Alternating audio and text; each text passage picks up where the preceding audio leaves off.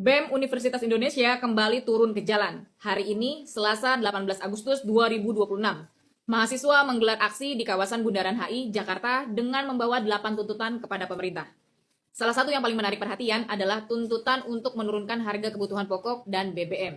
Mahasiswa menilai persoalan harga kebutuhan dasar merupakan masalah yang langsung dirasakan masyarakat. Bukan hanya soal harga, BEM UI juga meminta pemerintah mengevaluasi total proyek strategis nasional atau PSN sekaligus menghentikan program makan bergizi gratis atau MBG dan pembangunan Koperasi Desa Merah Putih atau KDMP.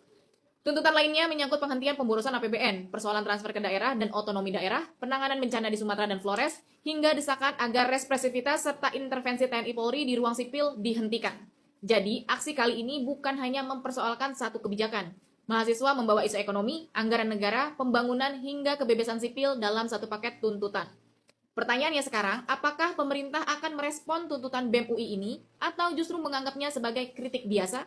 Kalau menurut kamu, mana tuntutan yang paling penting untuk segera ditindaklanjuti pemerintah? Tulis pendapat kamu di kolom komentar. Semakin kuat, sementara rakyat semakin lemah dan tidak ada check and balance yang memadai, yang betul-betul bisa membuat pemerintah tuh terbatas powernya gitu. Power kan sebetulnya harus dibatasi, dan itu yang sebetulnya mengerikan bagi kita, dan kita ingin itu tidak semakin jauh. Alasan dari polisi sendiri tadi menahan seperti apa?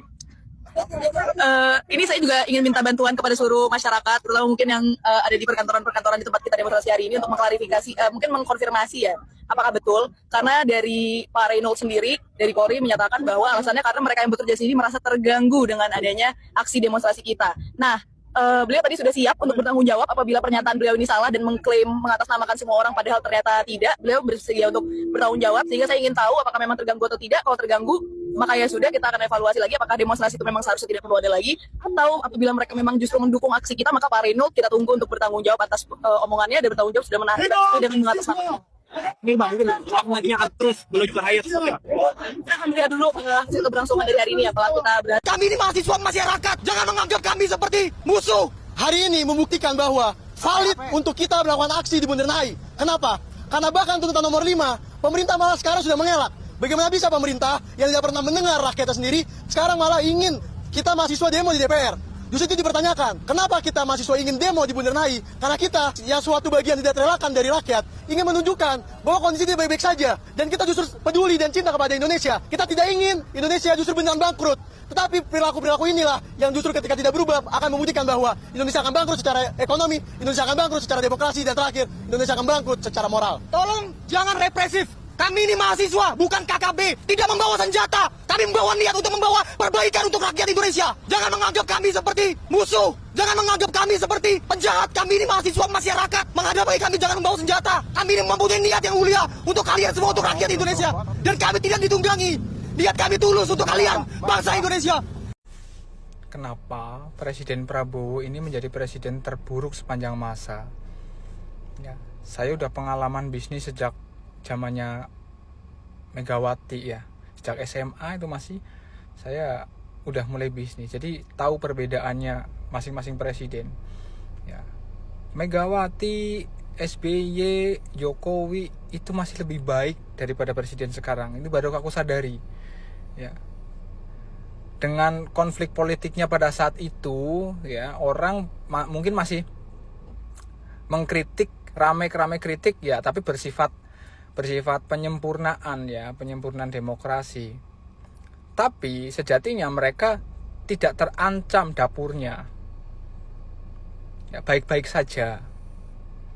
Orang pada saat itu, zaman 3 presiden itu, asal mau keluar rumah, keluar keringat, nyari uang sehari 200.000, 300.000 masih gampang. Karena apa? Perputaran uangnya ada. Ya. Meskipun rame-rame ada berita koruptor ditangkap lah, inilah itulah ya, fine aja. Mereka tetap asik berbisnis, berusaha, bekerja gitu ya. Dan hari ini uangnya itu berputar semua di MBG dan yang lain-lain, menjadikan roda perekonomiannya ini semua itu jadi berdampak ya. Saya pada saat zaman Jokowi itu banyak ngisi seminar, memberikan ide bisnis gitu ya. Ya, adu kreativitas. Jadi zaman-zaman presiden sebelumnya kita saling beradu kreativitas aja. Ya ibaratnya kayak kita mau menerbangkan layangan ya kita saling adu kreatif bikin layangan yang bagus, saling adu kreatif menerbangkan layangan setinggi-tingginya gitu ya. Karena apa? Anginnya ada. Dan hari ini, presiden hari ini anginnya nggak ada. Jadi sekreatif apapun otakmu, sebagus apapun ide bisnismu, nggak worth. Uangnya ngumpul di MBG semua. Itu. Bahkan teman-teman saya yang UMKM yang sudah pada sukses gitu ya, yang saya nilai udah sukses ya, mereka mulai ngonten ya, memberikan motivasi, memberikan ilmunya ya. Dari ilmunya sih seolah-olah bisnisnya itu tahan tsunami, tahan banting ya, tahan gempa itu. Tapi hari ini mereka tumbang juga. Anehnya presiden kita nih ya, yang haus pujian ya, pejabat-pejabat di bawahnya itu sudah tahu bahwa pimpinannya itu haus pujian. Jadi dilaporin ojol naik 2-3 kali lipat ya, dilaporin penggilingan padi omset 2 triliun iya, dilaporin pengupas bawang ongkosnya 700.000 per kilo iya, dan disampaikan dengan penuh percaya diri saat pidato tanpa melakukan verifikasi, atau nggak perlu verifikasi, nalar sajalah, nalar gitu. Kayak nalar dan logika aja nggak masuk. Sakit negara ini. Udah nyesel belum pilih 02? Dikasih yang satset kayak Pak Ganjar, malah pilih yang joget-joget. Kemarin kelupaan belum belanja mainan anak-anak.